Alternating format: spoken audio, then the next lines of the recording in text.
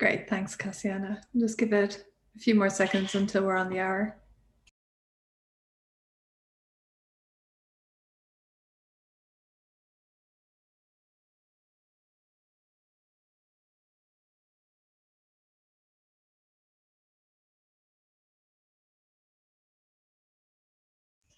Alrighty. Okay, so we're on the hour. So hi, everybody. Welcome to the People Group Conversation.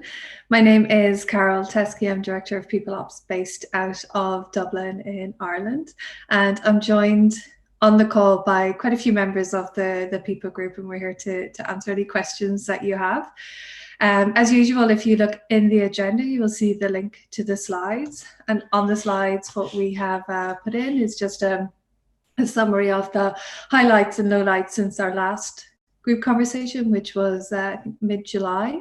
And we've also put in a link to our metrics for OKRs and metrics for July, plus how we're going to achieve the OKRs for this quarter. So with that, I would ask you to pop any questions that you have into the agenda doc as usual, and please feel free to verbalize them then on the call.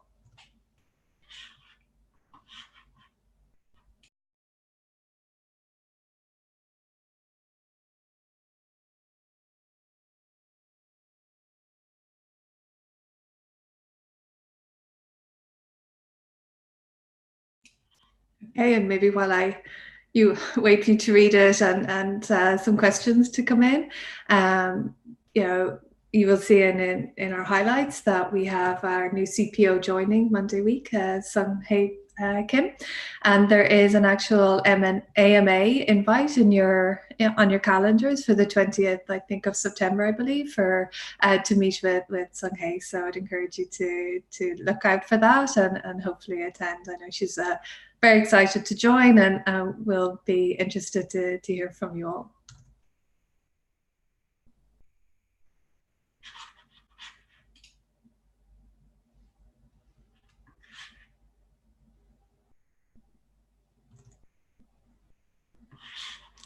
Very quiet group today.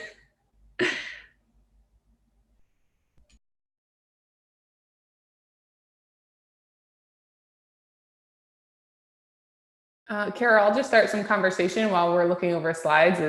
I'd love to learn more about our CPO that's coming. I'm sure you've talked about her in other calls, but would love to learn a little bit about her background and just kind of the excitement around her coming to join us. Yeah, for sure. I think I have put the link there for Sung-Hae's LinkedIn profile, so you'll see it there. I have spoken with her a number of times, and I'm really excited about her joining for the company, but also for us as a group. Sung-Hae has excellent global experience and has actually lived, in APAC as well, while working with the US company. So has a really good view of how to operate globally and in a diverse organization. She's worked with very strong executive teams and partnered very closely with the CEO founders as well. So I know from the e-group, she's going to be a really strong partner there and really help drive all the people initiatives. So I couldn't be happier to have her come on board, and I think as everybody meets her, you'll see why. She's excellent energy, a really strong, succinct communication style as well that will help in this global environment. Thanks for the question.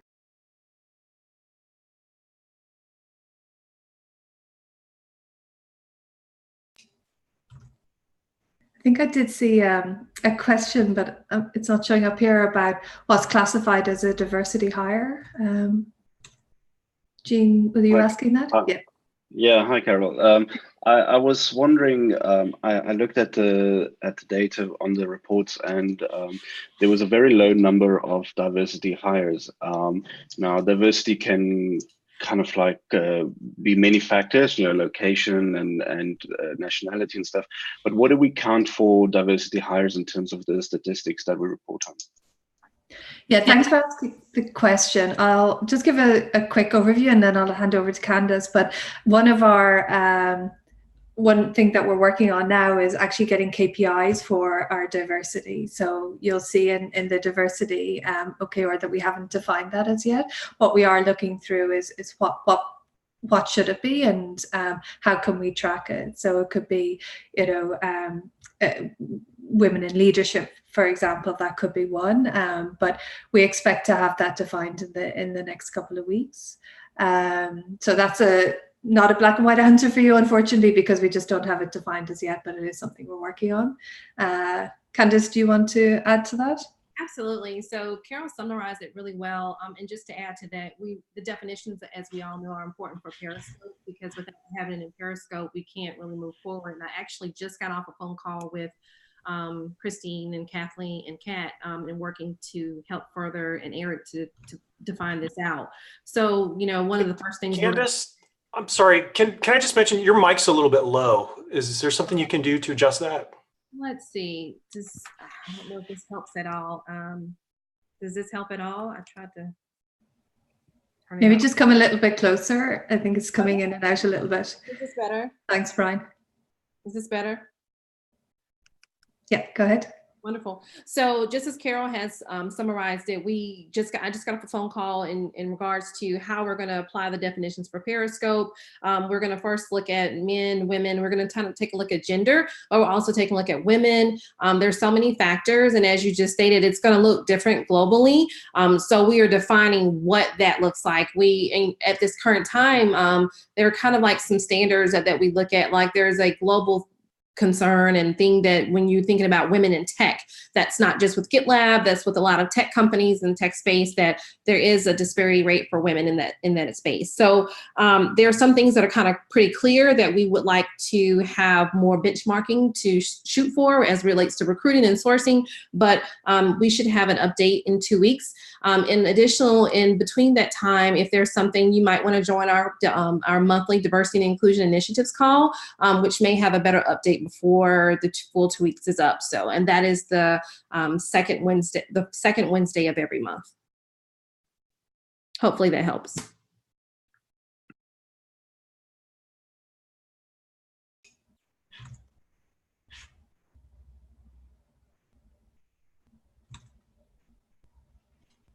Okay, so what other questions, or is there any slide that you'd like us to particularly go through?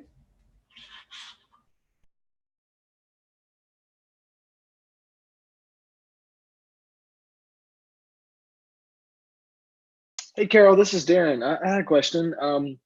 What, if any, questions or concerns arise when you're recruiting someone that may has not worked in an all remote or remote setting before? Maybe they're skeptical or they have trepidations on whether or not it's going to work for them. And what can we do to onboard folks that may not have experience working in an all remote setting? Yeah, great question. Actually, I'm literally just off an interview with somebody for a role here that has never worked remotely, and that was their question to me. And I think it is, there's a few parts to it. One is getting an environment that works right for you. So I'm working from home today, but typically I work from a workspace. I did my first few weeks at home and realized this isn't going to work for me if I am doing this. So I need to be in a workspace where there's like 2,000 people in the building and people are wandering around. That's how I make it work for me. And I think making sure that people understand that that is an option. And if you're going to be productive in that way, like that, we will support it. I think that's one. And the other elements are around, people miss the interaction with individuals, just having that individual chat, or, if you come off a call and you need to talk with somebody for 2 minutes, it's easy to, if you're in an office, to tap somebody on the shoulder and go for a conversation.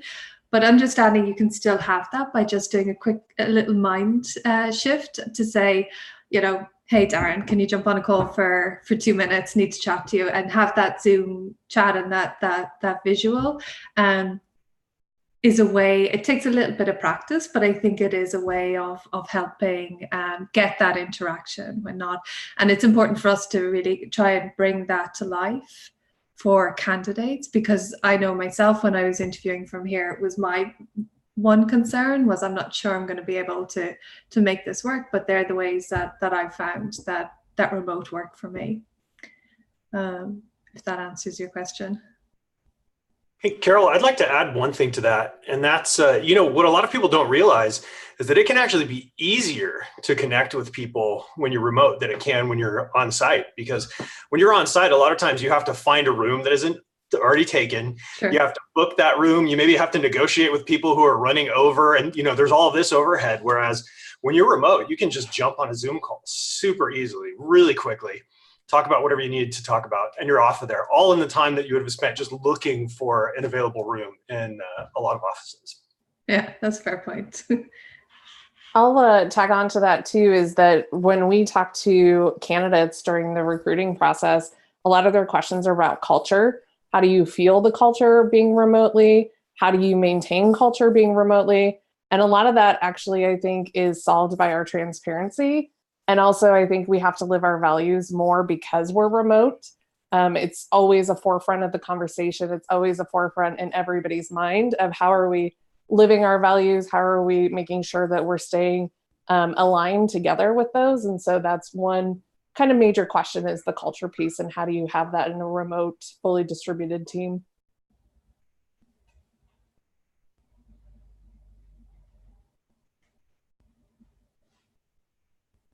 Thank you.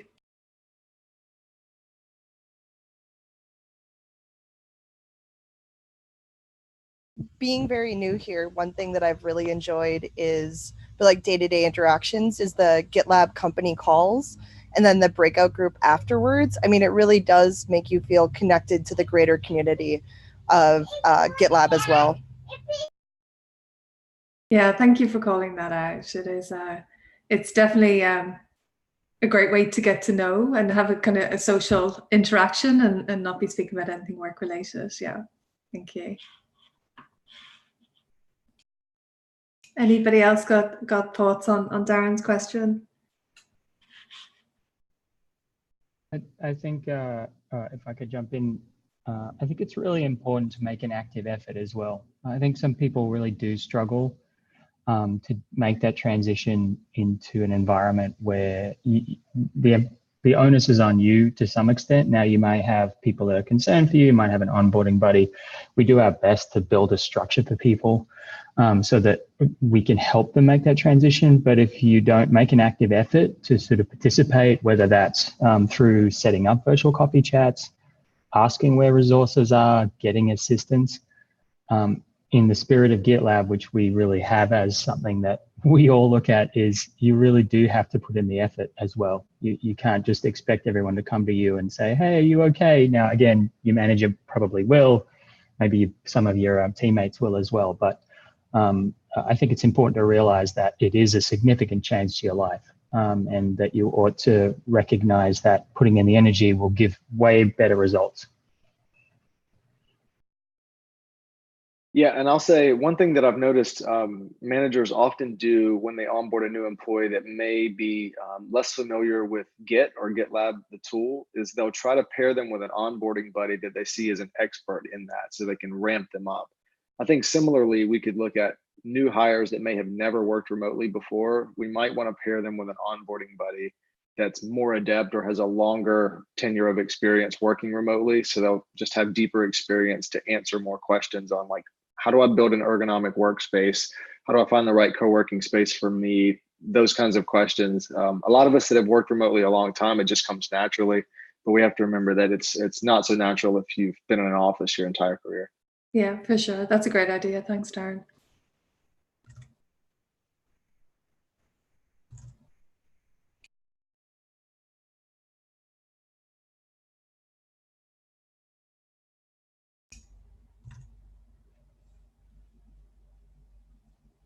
Let's take that down as a, I don't think it's, take it down yet.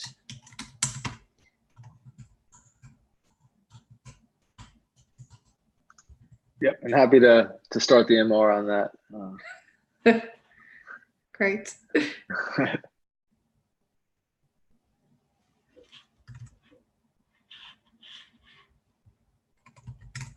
Okay, what other questions do we have?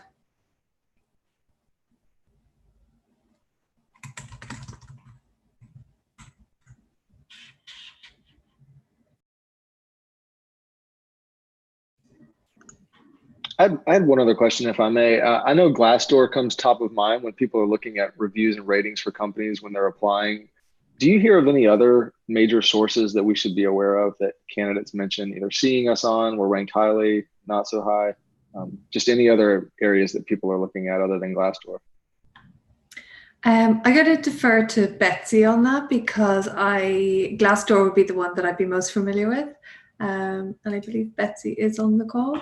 Yeah, I think the one other one that's kind of up and coming is Comparably. So that's, another review site. It's very similar to Glassdoor, but it's more, it like is able to verify that someone actually works for the company. So it's a bit more controlled than Glassdoor.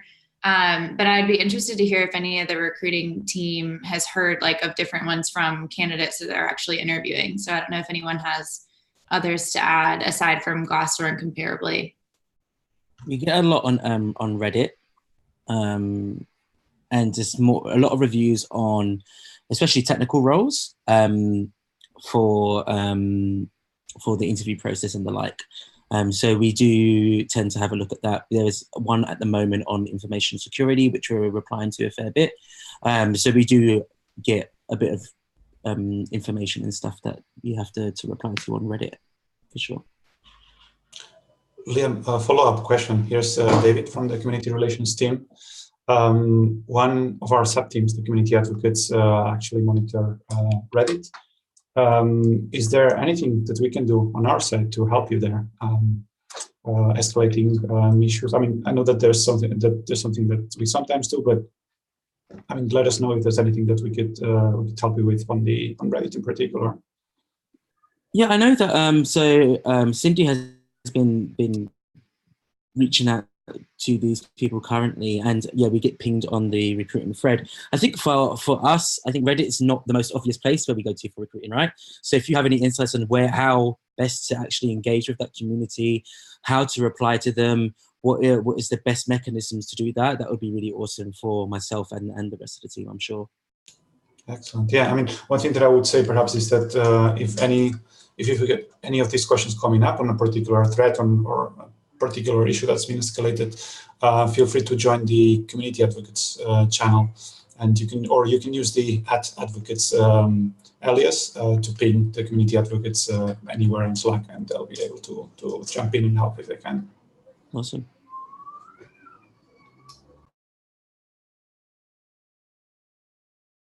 And I would add that when it comes to searching information about GitLab, we shouldn't forget about LinkedIn, because pretty often candidates go there and you can see and find out often GitLab, how many people joined in a certain period of time.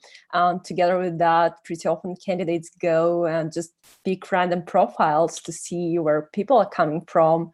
And I know that Betsy has perhaps some great ideas on how we can pimp up our profiles so we represent our brand. So I don't know, Betsy, if you have something to add here.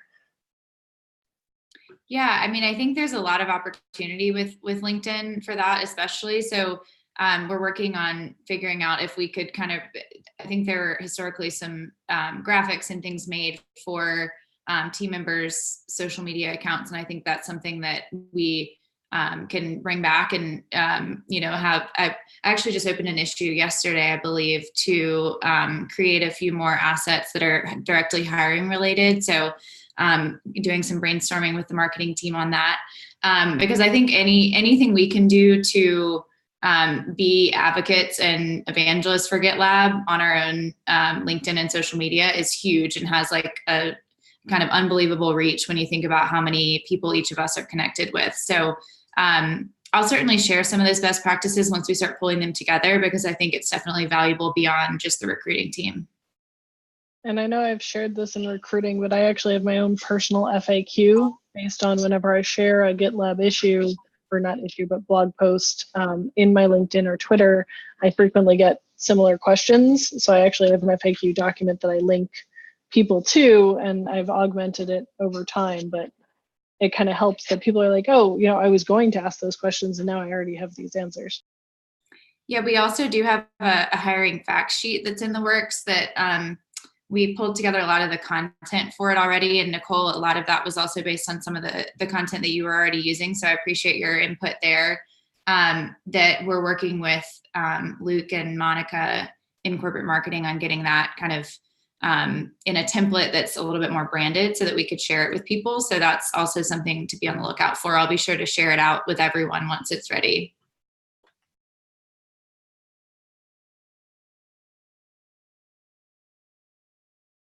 Great, thank you.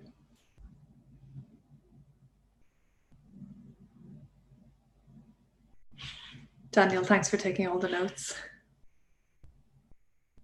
Someone's got to do it. I appreciate it. Okay, so we have a few minutes left. If there's any more questions?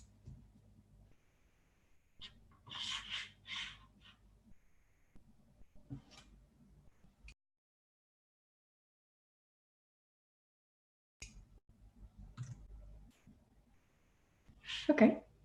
If there's no more questions, then we will just say thank you to everybody for joining and coming to talk to us. And thanks to all the people team for joining and giving their input, and Daniel for taking the notes. And look forward to seeing you at the next group conversation. Okay, enjoy the rest of your day. Bye.